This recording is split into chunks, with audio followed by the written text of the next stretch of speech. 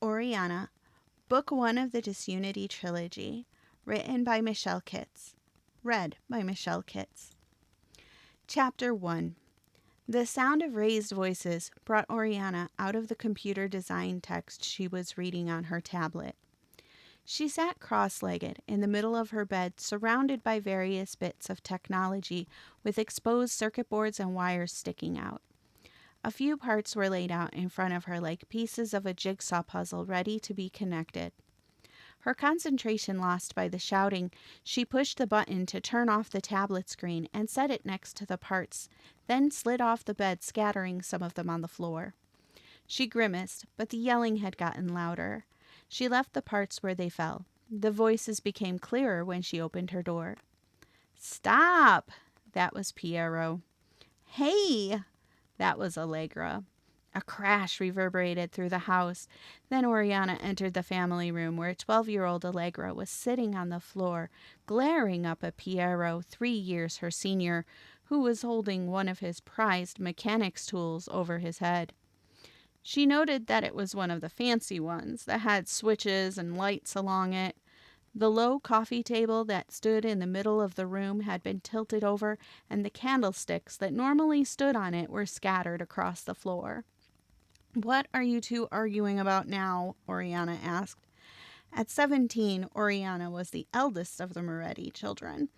When she spoke, the other two looked around at her, and their expressions softened so that they looked like puppies caught in the middle of making a mess. Piero and Allegra started talking and gesturing at the same time. "She stole my tool. He was chasing me." Oriana walked over to Allegra and held out her hand. Her sister grasped it and accepted her help to stand up from the floor.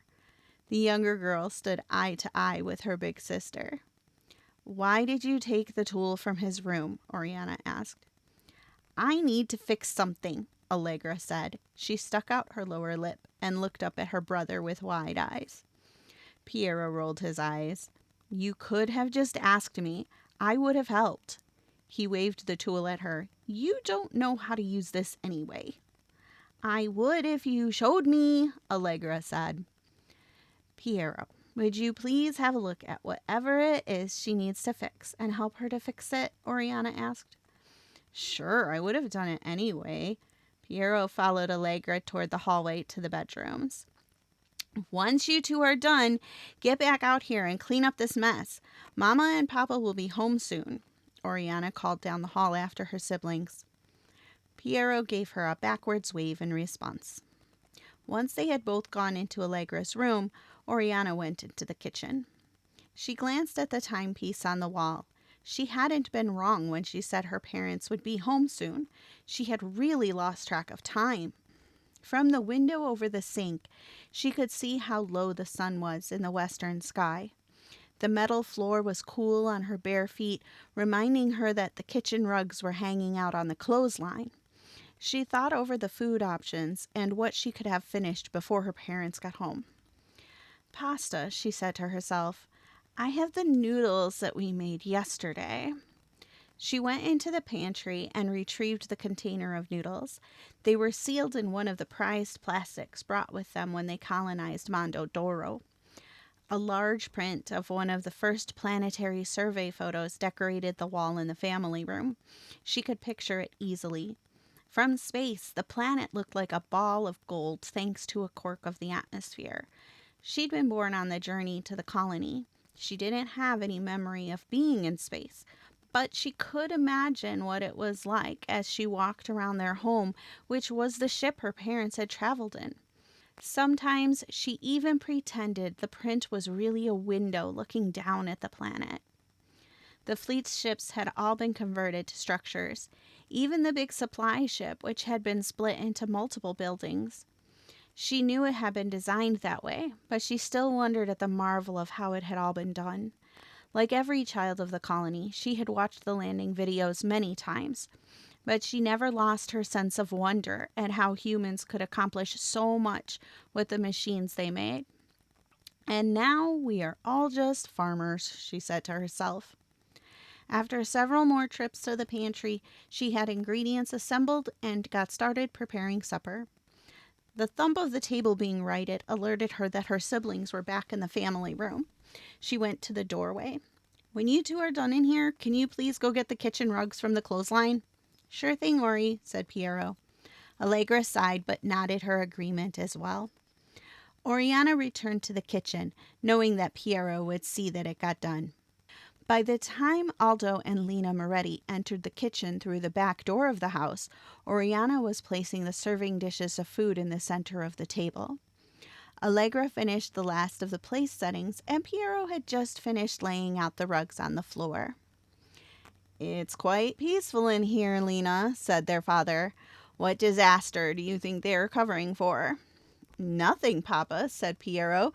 "The fan on the air exchange in Allegra's room was making loud noises, but I've repaired it." Aldo grinned and clapped his son on the shoulder. "Well done."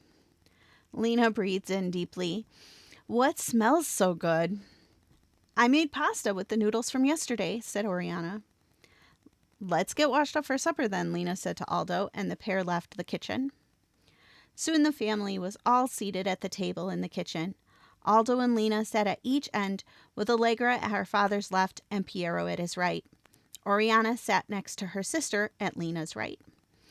The sun had set outside, so the room was lit by the soft glow of fluorescent tubes running along the top of the walls. "How was your day?" Oriana asked her parents. Aldo scooped salad into the bowl beside his dinner plate. "The crops are doing very well. We should have a surplus. The machines are all running very well, and the harvesters are in fine condition. It was a rather quiet day." "I expect we'll be discussing the surplus in the council meeting this week," said Lena. Oriana spun her fork in the long pasta on her plate. "The colony could really benefit from trading some of that surplus to another world." "You know that's very unlikely, Oriana," said Aldo. "But you should sit in on the council meeting. You're certainly old enough, and most of the other young people in your age group already do." Oriana gripped her fork tightly to stop it from visibly shaking. She could almost feel the eyes of all those people on her, waiting for her to embarrass herself. "Oriana," Lena touched her eldest child's shoulder to get her to look up at her. "You know we won't force you to do anything, but this is something you cannot avoid forever. You're nearly an adult." "I know, Mama." Oriana played with her pasta, spinning her fork in it. Her mother leaned forward and brushed back a lock of hair that had escaped Oriana's braid and was hanging in her face. Oriana lifted her eyes back to her mother's face. Lena smiled. "Dearling, you have nothing to fear from attending a council meeting. I know you have a lot to contribute. You won't be expected to speak, but you can if you would like to." Aldo said, "You must overcome your anxiety. You're practically grown in this irrational fear of—" Allegra's fork hovered over her plate and the leafy salad slid off. "Maybe that handsome boy Lorenzo will be there, Ori. You know he looks at you sometimes. Oh, I wish he'd look at me." Lena raised an eyebrow at her youngest. Allegra's eyes widened and she stuffed a forkful of salad into her mouth. "I think I've found a way to make our airflow system more efficient, Papa," Piero broke in. Oriana silently thanked her brother for the change of subject. Their father took the bait. "Is that so?" "Yes, sir. I thought of it when I was fixing the fan in Allegra's room. After supper, I can show you what I have in mind. It could save on some energy and maybe even reduce wear on the system, I think. Then the parts will last longer." "Well, if your idea works out, you may have a busy season helping everyone make the adjustments." He shook his head at Piero's grin. "But that's what you were thinking the whole time, wasn't it? You won't have to work on the harvesters." Piero didn't say anything, but he didn't have to. His broad grin said it all.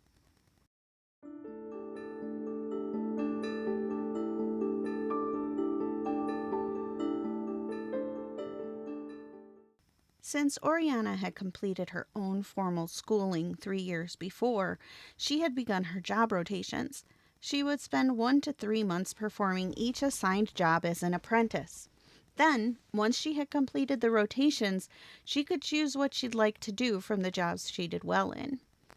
So far, she'd done 3 months in the infirmary, 3 with the computer programmers, and shorter periods working on the harvesters and other equipment, making clothing and shoes, repairing structures, and butchering animals. She'd also been spending a lot of time on independent studies, but she had gone through most of the books and videos they had. Her best results had been while working with her medical and programming rotations. Now she was halfway through a basic teaching rotation.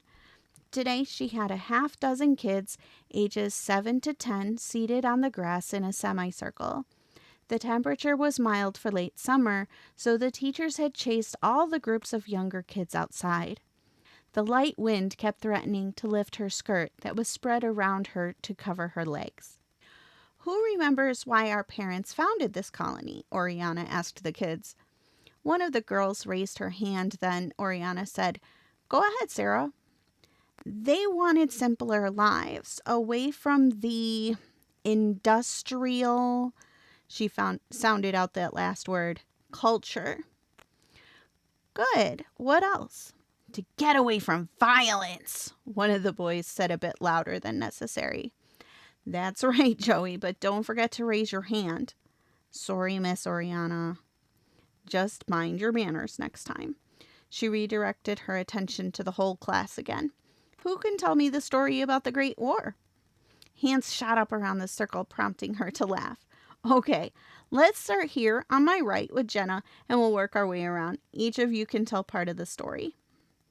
"The people on Earth wanted to be in charge of everybody, but people on some planets wanted to be separate, so they started ignoring Earth." "That's right. Connie?" "Earth got mad and sent their fleet to make the other people listen to them." "Yes, they did. Then what happened? Sam?" "The fleets all fought, and Earth and their allies won, but a lot of people died, and there was a big bomb that was dropped on Earth." "Yes, that's true. It's very sad to think about all of those people, isn't it?" The children nodded solemnly. "Go on, Sarah. What happened?" "The Galactic Union was formed. All the people were sad because of what they did, and nobody wanted to fight ever again, so they made rules." "Correct. Those rules are the law of the Galactic Union. And now the Galactic Fleet patrols all of the Union worlds, and military enforces law on the surface of every Union world. But some people didn't agree with the new laws. What happened to them? Joey?" "They got on a few big ships and they left, but..." "Go on," encouraged Oriana. "We don't know where they went?" "That's right. We don't know exactly where they went. We do know that they headed into a region of space that's called..." "Who remembers?" Connie raised her hand. "Connie, go ahead." "The Void Quadrant?" "Yes, good memory, Connie. I know you just learned that last year." "The dissenters," the ones that didn't agree with the new laws, went away on several ships. They went into the Void Quadrant, and it's believed that they must all be dead by now, but no one knows for sure because it isn't safe to go there." "Why didn't they just go make their own colony?" asked Sam. "That's a good question, Sam," said Oriana. "The dissenters weren't peaceful like we are. They were militant, and the Union made an agreement with them that they had to go at least a certain distance away. But the Union gave them enough supplies so they could settle a new world. The dissenters chose which direction they wanted to go. Some people think they chose the void because no one would follow them. They didn't believe it was dangerous, and they accused the Union leaders of lying to hide something out there." "If the dissenters left, then how come some people are still violent?" asked Sarah. "Well, that's complicated, Sarah," said Oriana. "Even good people sometimes disagree and get angry. It's really hard to understand why people do bad things sometimes." Just then, a teacher came out of the school building and waved her hand to Oriana and the other 2 teachers that had their classes out on the lawn. "Looks like lunchtime, kids. Head on in. You have music this afternoon, but I'll see you tomorrow." The kids hopped up and bounded towards the door. The other two groups were doing the same. Oriana stood up more slowly, smoothing her skirt down. The other two teachers followed right behind the kids. They were laughing at some shared joke. The hall was empty by the time Oriana's slow steps brought her inside. She went to the little room that served as her classroom and sat behind her desk. She looked out at the group of little desks in front of her. The room was made of metal and polymers, but the lift-top desks were wood, like the ones in pictures she'd seen from old-time schoolhouses of Earth's past. It didn't match. She wondered how long it would take before the colony lost the high-tech look of the ships they had arrived in. How long would the mechanical components last without off-world trade? She walked through the room to make sure everything was tidy, then she left to go home.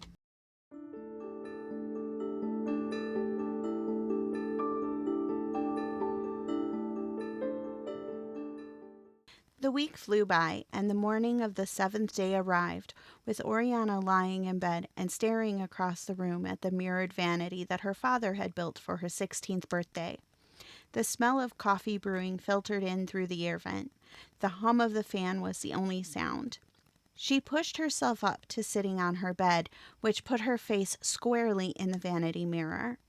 A round face with plump cheeks framed by messy dark braids stared back at her.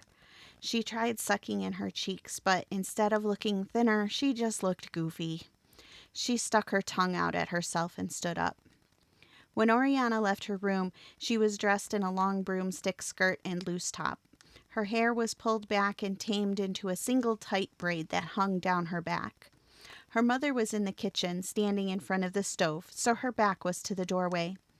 Oriana stood there a moment, watching her tall, willowy mother as she cooked. It wasn't the first time she wondered why she didn't look like her mother and Allegra. Instead, she looked like her short, stout, maternal grandmother. Her mother looked over her shoulder. "Good morning, dearling. Have a seat at the table. I've made your favorite." With a flourish, she held out a plate piled high with pancakes and strawberries.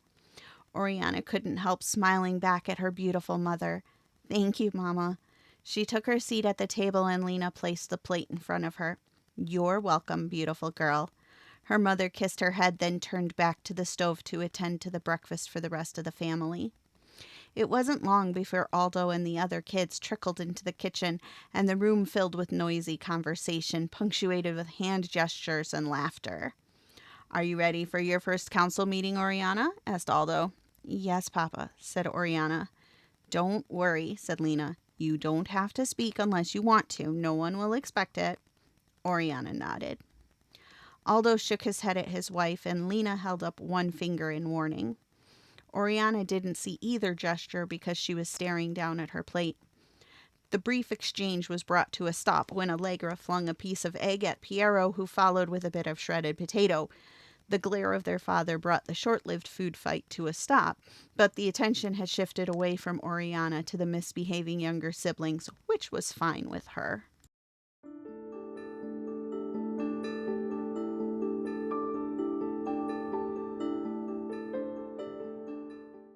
Oriana focused her gaze on the dirt path in front of her. She followed the heels of her parents. Aldo and Lena greeted other colonists walking the same path. When she did glance up, the large dome of the community building drew her attention. From this side, it reflected the light of the sun, and she imagined it was a half-buried egg of some enormous creature, and that it would hatch and carry her away to some quiet place. They passed through the propped-open doors into the building. From the inside, the dome was transparent to the outside. Oriana followed along while her parents greeted other couples that were already gathered there. She heard nothing that was said. Her attention was on the growing size of the crowd between her and the door. Her chest was tight. The back of her neck was moist. Breathing was difficult. She tried to focus her thoughts on what she knew about the material and construction methods of the dome, which had once been part of a spaceship, instead of the press of people all around her. Lena turned and placed a hand on her back, pushing her forward to stand between herself and Aldo. The man standing before them was the elected colony leader. Oriana knew his face, but his name wouldn't come. Aldo was talking to him, and Oriana tried to focus on the words. She's taking on her apprenticeships. It's time she sits in on council meetings as an adult, too. I agree, Aldo, the council leader said. Be welcome, Oriana. I look forward to hearing your unique insights. Oriana looked down at the floor and mumbled, Thank you, sir. The council leader moved on, and the trio continued to move around the room, speaking to different people. Oriana fell back behind her parents again. She looked up through the top of the dome. Puffy white clouds slid across the sky towards the east, then over the face of the sun. Spots danced in front of her eyes when she looked away and turned to the other side of the dome and the western sky. A red glow highlighted the clouds in the distance like a sunset, but the sun, it was on the other side of the dome. Oriana grabbed her father's arm. Papa, there's something wrong with the sky. Aldo turned to follow his daughter's gaze. More and more eyes turned to the west. Aldo spun Oriana around and pushed her towards the door. Get your sister and brother. Take them to the storm shelter. Oriana looked over her shoulder at him. Papa, what? Go! He shoved her and Oriana broke into a run. The crowd of people had the same idea, and Oriana's head start barely saw her through the door before the press of people reached it. She lifted her skirt and ran as fast as her short legs could carry her. People ran past her to their homes, and children were being shoved outside to run towards the underground shelter. Adults came back out of their homes with laser rifles and stared out to the west. She continued past all of it to her home at the farthest point from the center. As she burst into the house, Piero and Allegra came into the living room. She leaned against the door frame, breathing hard. Get to shelter, she managed to say. Piero stepped outside. What's going on? He looked down the row of homes at children running and adults with rifles. Oriana started to lift her arm to point at the red sky in the west, but it was hardly necessary now. The clouds were on fire. The leading edge of an enormous ship cut through them and came to a stop hovering over the fields. The ugly, lumpy thing had streaks of red paint over its dark gray surface. An opening appeared in the bottom of the ship, and a half-dozen fighter craft dropped down out of it. The smaller ships looked like gigantic, horrible flying insects with long mandibles jutting from the front and hooked appendages in the rear. Their wings buzzed as the fighters spread out over the settlement and opened fire. The siblings were frozen in place as screams echoed off the homes. Aldo and Lena ran past the children into the house and returned moments later with laser rifles. Why aren't you in this shelter? Lena shook her son's shoulder. What? Who are they? Piero shook but couldn't stop looking at the fighters as lasers ripped through flesh and walls alike. I don't know, but you have to get your sisters to the shelter. Aldo pushed the boy in the direction of the shelter. Other children ran in that same direction. Piero grabbed the hands of his sisters and started to run, towing them behind him. Fighters buzzed overhead and screams tore through the air behind them. They were halfway to the shelter when several larger beetle-like ships dropped out of the opening in the warship.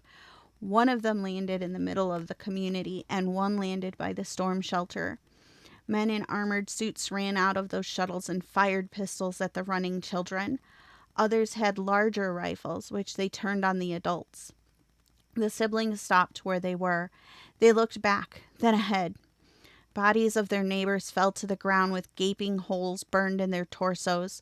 A patch of grass was turning red-brown from the blood from the broken skull of a man who had been the herdmaster. Oriana looked up at her brother, at her sister, ahead at the children being attacked near the storm shelter, back at their parents. A fighter buzzed down from the sky. The silvery beam of its laser shot out in a line.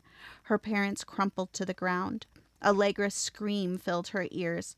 Her little sister collapsed to the ground with a sob, and Piero let go of Oriana's hand to reach for Allegra. Children and adults were falling all around. The air smelled of charred flesh and blood, reminding her of the slaughter of herd animals. There was nowhere to go. No! She ran towards her parents. Oriana, come back! The screams and laser blasts drowned out Piero's voice.